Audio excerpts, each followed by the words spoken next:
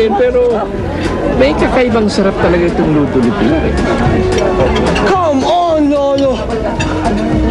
Kahit na siguro panis na tuyo o bilas ang isda yung sinerve sa inyo, yan pa rin ang sasabihin nyo. Masarap po yan, bago. Ito, kansin ng kaldereta. Yun. Bigyan natin ang kuko. Alin sa dalawa? Sasaluhan mo si Don Ipe o manunulot ka ng customer kaya ka pumasok dito? Pwede ba? May sariling target market yung restaurant ko. Hindi ko kailangan manulot ng customers mo. Kasi siya kanani, pero masyado naman ata matanda na para maging tatay mo. Wala ko ibang anak, maliban kay junior ko. Pare! Pare! Uy! Diyos ko! Karinderya ko! Ay, ano nangyari? Karinderya ko! Ano yan? Ikaw na naman? Anong ginawa mo?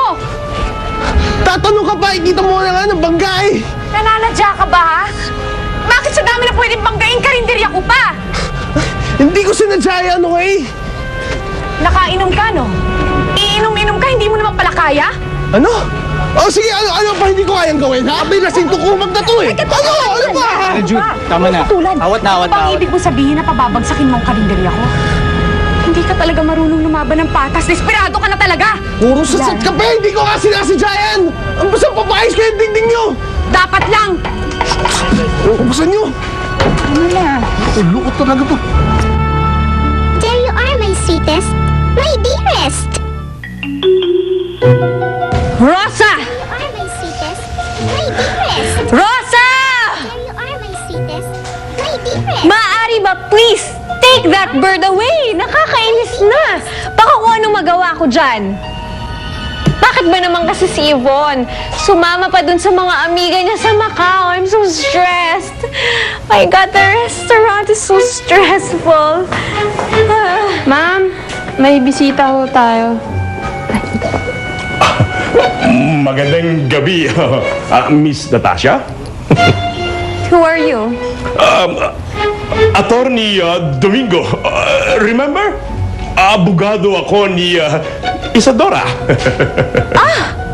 Attorney Domingo. Sit down. Okay, so attorney, nasabi mo na naman na walang pera si Isadora. So your job is done. Nasaan si Madam Ibon? She's on vacation. Tungkol saan ba to? Tungkol kay Noemi?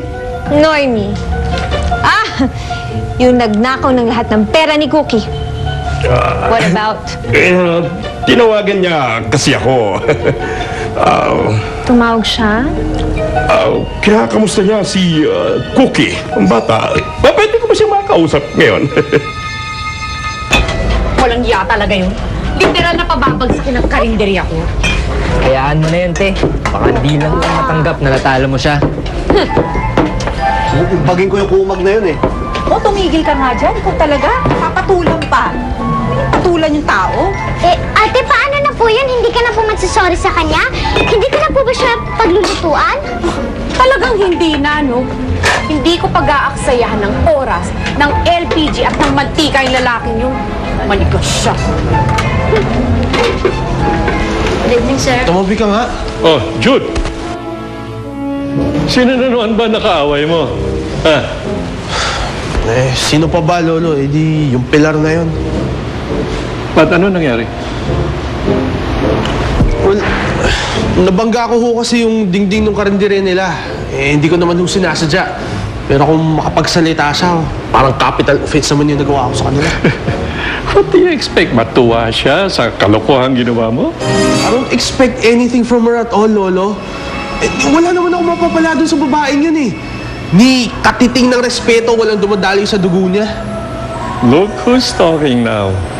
Paano ka re-respetuhin ng tao eh? Puro pang-iinsulto ang ginawa mo sa kanya. Alam niyo, Lo, kung siya lang din ang kakampihan niyo, pwede ba wag niyo lang din ako kausapin?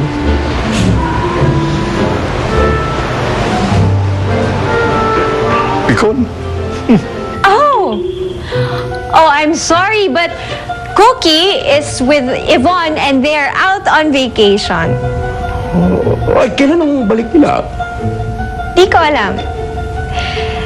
But you can tell Noemi that she has nothing to worry about dahil maganda ang kalagayan ng bata na yun dito. Eh, yung Noemi, anong balita? Sinabi niya na magpapakita na daw siya. Pero, ang kanyang kondisyon, kamustahin ko daw muna ang kalagayan ni Cookie. At kapag nasiguro ko daw na maayos na ang kalagayan ng bata, saka daw siya babalik dito. Call me up kapag narito na si Madam Ibon at si Cookie. Para naman masabihan ko si Noemi next time she calls me. Okay? Thank you. Sure. Bye. Buti naman nakonsensya kay paggawa ito sinira mo. Ginagawa ko lang naman noon dapat. Hindi ka man lamang hihingi ng paumanhin sa aking anak. Tay, pabayaan nyo na. Baka mawala na naman ang prenong bibig niyan at kung ano na naman ang masabi.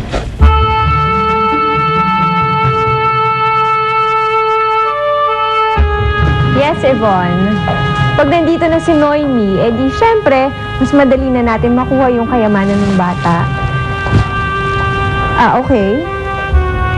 Ay, pareho tayo ng naiisip. Pareho tayo ng plano. Ah, so you'll be home soon. That's good. Yung little bird, syempre naalagaan ko. Bilin na bilin mo eh. Ma'am, nakanda na po yung sasakyan. Ay nga pala, meron tayong bagong driver. Onyok ang pangalan. At si Paulito, pinalitan ko. May sakit, malala. Sige, sige. Bye!